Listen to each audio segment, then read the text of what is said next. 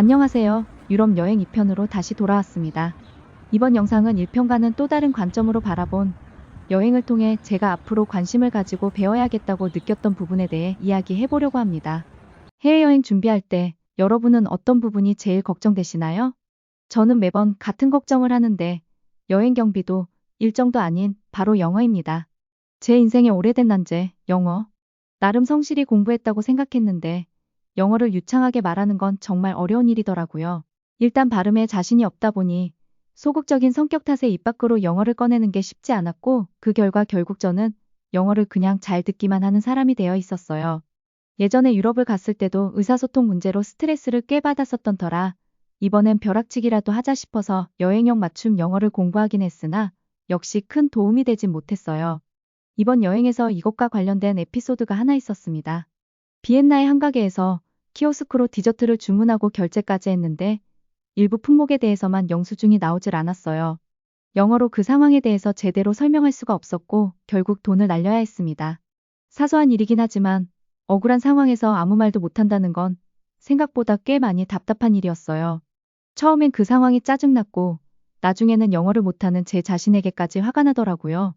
그날이 유일하게 여행하면서 기분이 좋지 않았던 날이었습니다. 그때 다짐했습니다. 다음에 여행 올 땐 내 권리와 감정을 지킬 수 있을 만큼은 영어로 말할 수 있는 사람이 되자.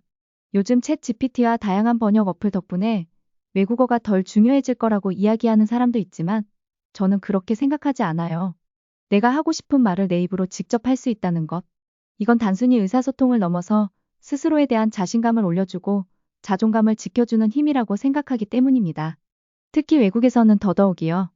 그래서 저는 여행에 돌아온 이후로 꾸준히 영어 공부를 하고 있습니다. 여러분들도 꼭 영어가 아니라도 다른 외국어도 좋으니 꾸준히 공부해보는 것 추천드립니다. 저에게 여행의 가장 큰 묘미는 예상치 못한 순간에 마주치는 경험들이 주는 뜻밖의 행복이에요.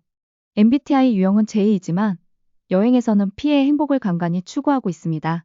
이번에도 역시 그런 순간이 있었습니다. 비엔나에는 성피터 성당이라는 곳이 있어요. 무료 오르간 연주로 유명한 곳인데요. 그 연주를 들으러 갔다가 우연히 아주 특별한 공연을 만나게 되었어요. 한국인 지휘자가 이끄는 학생들의 공연이었는데 잠깐 같이 들어보실래요?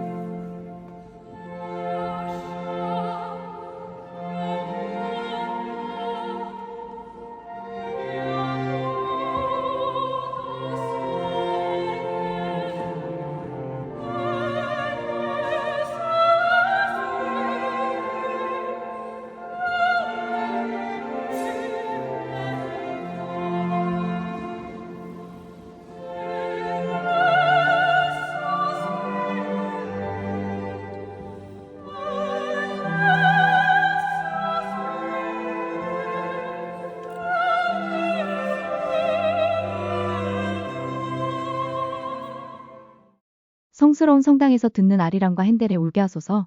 그 순간을 생각하면 아직도 살짝 소름이 돋을 정도인데요. 사실 저에게 예술은 늘 관심은 있지만 쉽게 다가가기엔 어려운 존재였습니다. 부끄럽지만 있어 보이고 싶어서 미술책도 사서 읽어보고 잘 모르는 클래식도 들어보곤 했지만 꾸준히 이어가기는 쉽지 않았어요. 그런데 이번 여행에서 특히 비엔나에서 만난 공연과 미술관을 통해 만난 클림트, 에곤 실레의 작품들을 보면서 처음으로 예술의 필요성에 대해 깨닫게 된 것 같아요. 그림을 인쇄된 책으로 봤을 때 음악을 블루투스 스피커로 들을 때는 절대 느낄 수 없었던 전율과 설명할 수 없는 감동이 마음속에 가득해졌었는데요. 그때 저의 예술에 대한 관심이 왜 지속되지 못했는지에 대해 드디어 알게 되었습니다. 그동안은 제대로 된 경험을 해보지 못해서였어요. 가짜 경험이 아닌 진짜 경험을 한 순간 앞으로도 이런 감정을 계속 느끼고 싶다라는 생각이 들더라고요. 그래서 한국에 돌아와서 태어나서 처음으로 오케스트라 공연도 가게 되었고 궁금했던 예술가들에 대해 찾아보게 되었는데요. 단순히 새로운 것을 접하는 시간을 넘어서 예술을 경험하는 순간들이 제 마음을 조용히 달래주고 큰 위로를 가져다 준다는 걸 느꼈어요. 스트레스로 지치거나 힘들 때 스스로를 다독일 또 다른 방법을 찾은 셈이죠.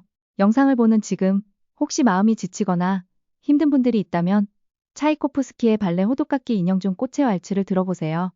제가 앞서 했던 예술에 대해 이야기했던 많은 것들이 이 한 곡을 들으면 단번에 이해될 거예요. 여행을 마치고 돌아오는 비행기에서부터 제 유튜브 알고리즘에 가장 많이 뜨던 영상은 바로 합스부르크 가문에 대한 영상이었습니다.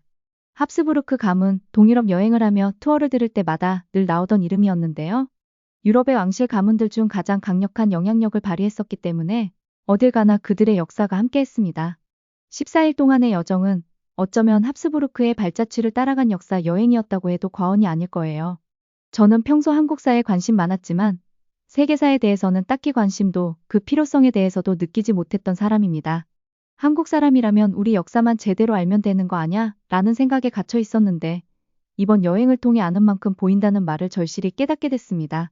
동유럽 역사에 대해 조금이라도 알았다면, 합스부르크 가문에 대해서 조금이라도 공부를 해서 왔다면 이번 여행이 더 풍부해지지 않았을까 하는 아쉬움이 컸습니다.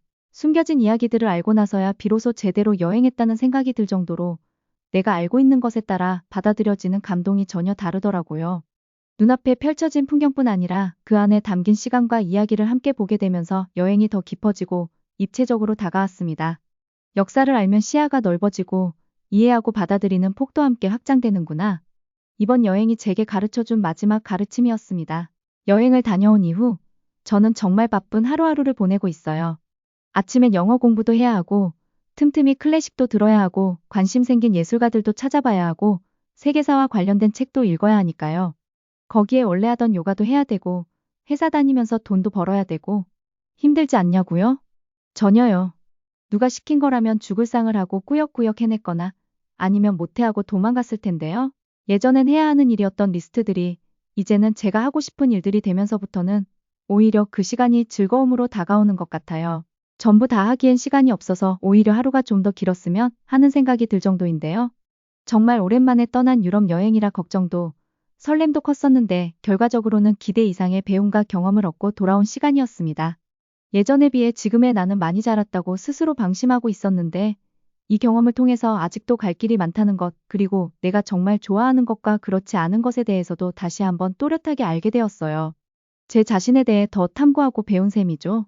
무엇보다 이 여정을 부모님과 함께 할 수 있었던 것, 제 인생에서 꽤나 큰 선물이었다고 생각합니다.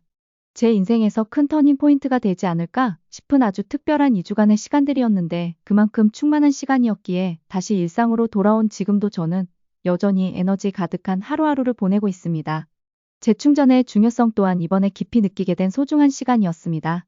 여행을 통해 느낀 솔직한 감정과 배움들에 대해 두 편의 영상으로 나눠 이야기해봤는데 여러분은 얼마나 공감하셨는지 어떤 생각이 드셨는지 너무 궁금합니다.